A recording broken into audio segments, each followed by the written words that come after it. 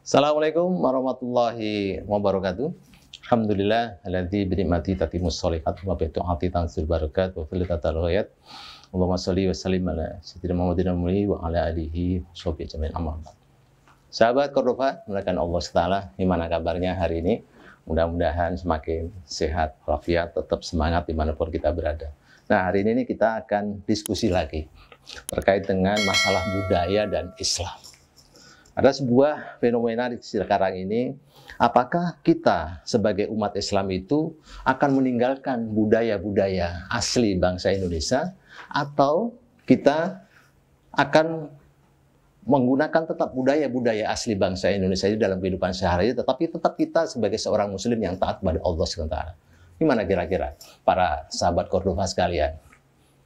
Nah, kalau kita lihat kan, budaya itu kan luar biasa zaman sekarang. Budaya Korea, budaya Cina, budaya Eropa, Amerika.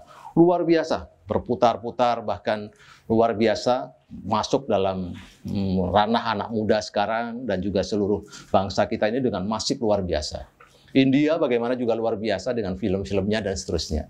Tapi apakah dengan budaya-budaya itu kemudian kita meninggalkan Islam?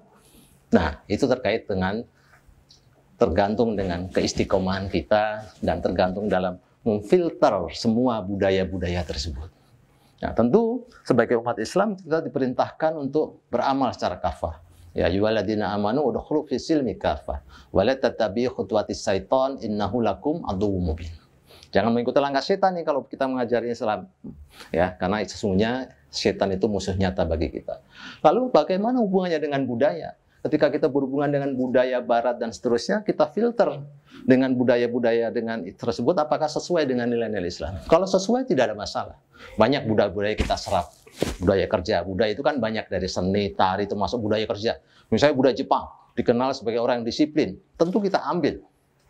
Budaya orang yang sangat jujur, kita ambil.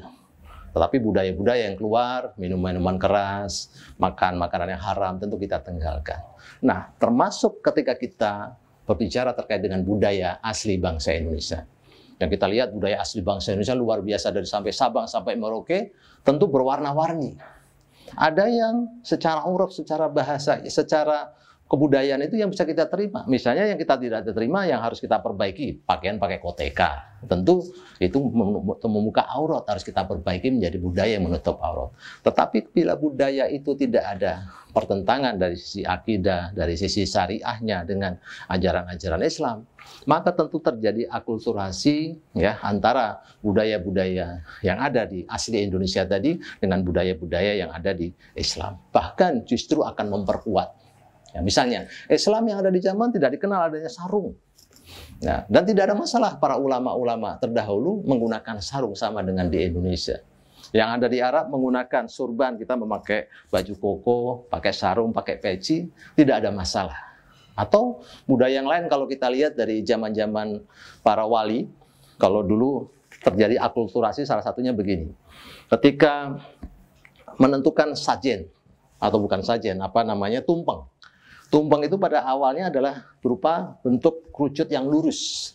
Kemudian oleh para wali diubah bahwa tumpeng itu menjadi 4 tingkatan yang menunjukkan adalah konsep Islam. Apa itu? Yaitu dimulai dari syariat yang paling bawah, hakikat, ya, kemudian tarekat, dan terakhir adalah ma'rifat. Oleh para imam, para sunan pun diubah cara memotongnya. Kalau dulu memotong tumpeng itu dari atas, ya, yang tumpeng itu bentuk kepercayaan orang-orang Hindu yang terdahulu, maka diubah bahwa memotong tumpeng itu dari bawah. Yang bentuk kita memahami syariat dulu, kemudian memahami hakikat, kemudian tarekat, sampai kepada marifat. Sehingga tidak boleh kita hanya marifat tadi saja, tapi lemah dalam sisi syariat. Nah, itulah salah satunya yang kemudian diubah. Termasuk dalam dunia perwayangan. Ya, banyak bisa kita lihat adanya punakawan misalnya. Itu dimasukkan unsur-unsur dakwah. Para wali itu mengubah. Para semar di India nggak ada yang namanya punakawan yang terdiri dari semar. Semar itu kan dari kata ismar, yang artinya itu paku yang dia menempelkan hal-hal yang luar biasa. Ya, Petruk itu dari kata fatruk. Yang fatruk ini yang artinya dia orangnya santai, sabar, Lain lagi dengan bagong, yang artinya dari kata bago. Yang bago ini orangnya cicilan dan segala macam yang itu mempunyai makna-makna yang mendalam, mempunyai unsur-unsur dakwah. Termasuk dalam tembang yang luar biasa, para wali ini membuat standar-standar tembang yang disebut dengan mocopat dengan penuh dakwah, dengan bahasa-bahasa yang santai. Misalnya, lir ilir, tanduri musumilir. Nah, itu adalah sebuah cara dakwah yang santai untuk dijadikan lagu itu mainan anak-anak. Kemudian dijelaskan tentang makna lir ilir tadi, tanduri musumilir. Contohnya adalah bahwa Islam sekarang sudah mulai tumbuh. Ya, dondomono jumlatono. Jadi kalau kita ini berdosa, segera bertobat kepada Allah Subhanahu wa Ta'ala. Kanggo sebo mengkosore, artinya bertemu dengan Allah Subhanahu wa Ta'ala itu dalam kondisi yang sudah dalam kondisi keislaman kita yang semakin baik. Nah, itulah menariknya ketika kita berbicara Islam dengan budaya, dan kita tidak akan menjadi orang-orang yang meninggalkan budaya dimanapun kita berada, disesuaikan hadirnya. Kalau Eropa, gaya Eropa, dan seterusnya, tapi jangan sampai keluar dari batas-batas ketentuan Islam.